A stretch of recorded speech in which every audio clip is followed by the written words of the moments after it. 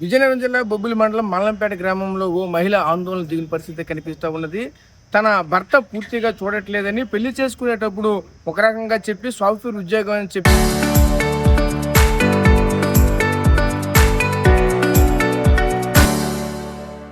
పూర్తిగా మోసం చేసేటని ఆందోళన పడుతున్న పరిస్థితి కనిపిస్తూ ఉన్నాయి. ఇప్పటికే పలుమార్లు కొట్టి తిట్టి బయటికి పంపించేస్తున్నారంటూ కూడా ఆందోళన ఆవేదన వ్యక్తం చేస్తున్నారు. అదేవిధంగా స్థానికంగా ఉన్న పోలీస్ స్టేషన్లకు కానీ అధికారులకు 7 సార్లు కంప్లైంట్ ఇచ్చేసారు, ఎవరు కూడా పట్టించుకోవట్లేదంటూ కూడా చెప్పొస్తున్న పరిస్థితి కనిపిస్తుంది. అసలు ఏం జరిగింది ఏంటని మనతో పాటు మాట్లాడడానికి సదరు మహిళ అయితే ఉన్నారు. ఆవిడతో మాట్లాడి మరి తెలుసుకునే ప్రయత్నం చేద్దాం. చెప్పండి అమ్మా, మీ పేరేంటమ్మా, మీ భర్త ఏం చేస్తారు?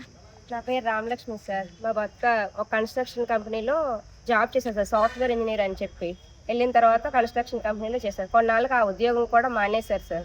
తన మీద కేసులు ఉన్నాయి అనే విషయాన్ని కూడా మాకు దాచిపెట్టి పెళ్లి చేసుకున్నారు సార్. తను మరి మీకు ఆ టైంలో ఎవరు చెప్పలేదా? పెద్దలు ఎవరు చెప్పలేదు సార్. తను మంచి వ్యక్తి, సాఫ్ట్వేర్ ఇంజనీరే అని చెప్పారు సార్. అంటే ఎక్కడ సాఫ్ట్వేర్ అని చెప్పారు? బెంగళూరులో చేసాడు, ఇప్పుడు హైదరాబాద్ వచ్చాడు, ఎప్పటికైనా బెంగళూరు వెళ్ళిపోతారు అని చెప్పారు సార్.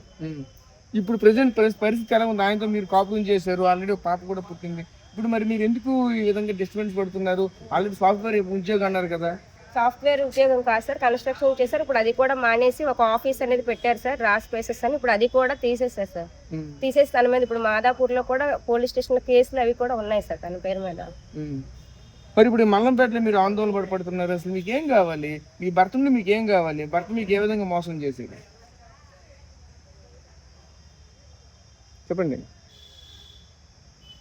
అక్కడ ఇల్లు స్థలం కొంటామని చెప్పేసి మా అమ్మాయిలు ఇచ్చిన పసుపు కుంకుమ భూమి కూడా అమ్మించేశారు సార్. మా అమ్మాయిల దగ్గర ఆ డబ్బులు ఇచ్చి 7,50,000 తీసేసుకున్నారు సార్. ఉన్న గోల్డ్ కూడా పెట్టేసి దానికోసం పెట్టి చేశారు సార్. నా మీద క్రెడిట్ కార్డులు కూడా వాడేశారు సార్. ఒక 20 అన్ని కార్డులు అలా వాడేశారు సార్. చేసి ఆ డబ్బులు అవన్నీ కూడా చేశారు ఏంటి అని చెప్పేసి అడిగితేనేమో అవి కొట్టడం చేయడం అది చేశారు సార్. లాస్ట్ టైం కూడా ఇలాగే నేను నా పుట్టింటికి వచ్చేసి ఇక్కడ భూజవాల్స్ పోలీస్ స్టేషన్లో కంప్లైంట్ ఇచ్చాను సార్.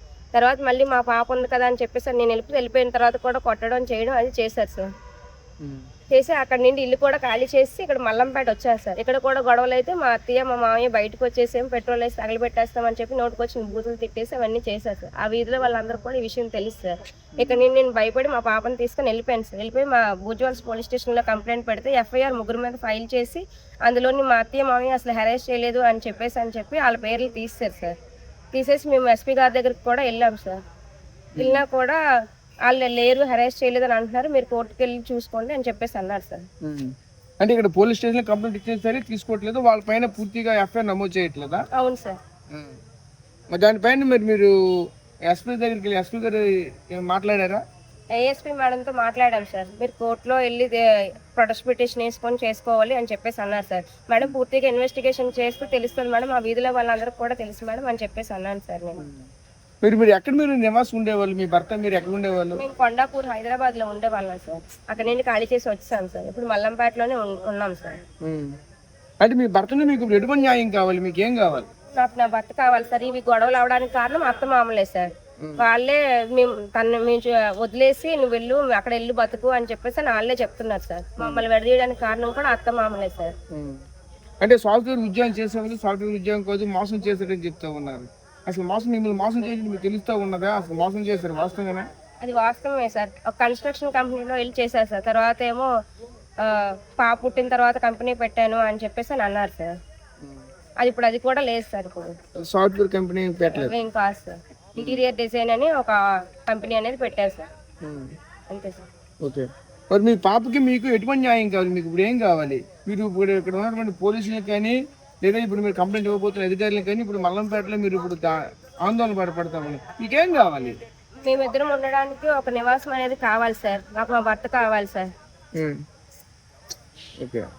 సో చూసాం కదా, ఈ అత్త మామూలు మాట విని గొడవ అవడం వల్ల మా పాప కన్నుకు కూడా దెబ్బ తగిలింది సార్. తనకి కుట్లు కూడా పడ్డాయి. L V Prasad hospital corneal tear repair కూడా అయ్యింది సార్. తన లైఫ్ లాంగ్ లెన్స్ పెట్టుకోవాలి సార్. ఈ పాపనా? ఈ పాప సార్ మా పాప. ఓకే. ఓకే. మరి ఇప్పుడు తన కోసం కూడా అతను ఆలోచించలేదు సార్. తన కోసం అని రావడం కానీ చూడడం కానీ అలా ఏం పట్టించుకోలేదు సార్ తను. మరి ఇప్పుడు ఏంటి మరి మీ పరిస్థితి ఏంటి? ఇప్పుడు మరి మీరు ఎలా మీ జీవనం ఎలా సాగుతుంది? మేము నాన్నమ్మ వాళ్ళ దగ్గర ఉన్నాం సార్. మా అమ్మగారు చనిపోయారు, మా నాన్న మళ్ళీ పెళ్లి చేసుకున్నారు. మా అన్నయ్య మా తమ్ముడు. నేను ఉండేది మా నాన్నమ్మ దగ్గర సార్. ఇది సార్ ఓకే. సో చూసాం కదా, ఈ సదరు ఈ మహిళ తీవ్రంగా ఆవేదన ఆందోళన వ్యక్తం చేస్తున్న పరిస్థితులు కనిపిస్తూ ఉన్నాయి.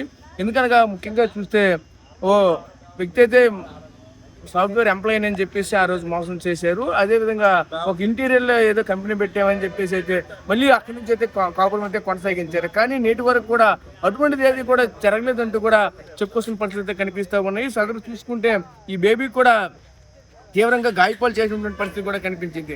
ముఖ్యంగా చూసుకుంటే ఇటువంటి ఇబ్బందులు అనేవి ఎవరు కూడా రాకూడదంటూ కూడా పలువురు కూడా చెప్పుకొస్తున్న పరిస్థితి కనిపిస్తుంది. ముఖ్యంగా చూసుకుంటే స్థానికంగా ఉన్నటువంటి పోలీసులు కానీ స్థానికంగా ఉన్న అధికారులు కూడా ఎవరు కూడా పలుమార్లు ఫిర్యాదు చేసినప్పటికీ కూడా ఎవరు కూడా పట్టించుకోవట్లేదంటూ కూడా చెప్పుకొస్తున్న పరిస్థితి కనిపిస్తూ ఉన్నది. ఏదైనా ఉంటే మీరు కోర్టులో తేల్చుకుంటే తప్పగానే మేమైతే ఏం చేయలేమంటూ కూడా పోలీసులు కూడా చేతులు ఎక్కేస్తున్న పరిస్థితి కనిపిస్తూ ఉన్నాయి. ఎఫ్ఐఆర్ ఫైల్ చేసినప్పటికీ కూడా అత్తమామలపై కూడా ఇంతవరకు కూడా ఎటువంటి ఎఫ్ఐఆర్ కూడా నమోదు చేయలేదంటూ కూడా తీవ్ర ఆవేదన వ్యక్తం చేస్తున్న పరిస్థితి కనిపిస్తూ ఉన్నాయి. ప్రస్తుతం ఇది ఇక్కడ ఉన్న తాజా పరిస్థితి.